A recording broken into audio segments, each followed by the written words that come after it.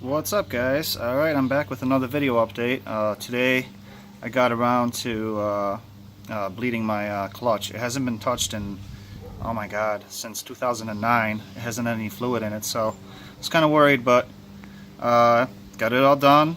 I used one of these guys from Harbor Freight. All you need is a somewhat, decent compressor. I can put out 90 psi and just go to town on it. I was able to get it done by myself, no assist. Check it out, it works.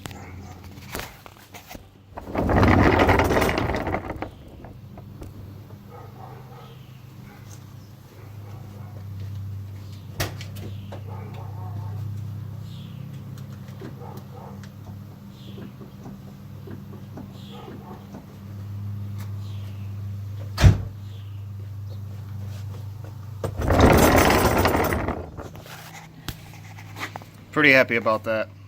Alright guys, take care.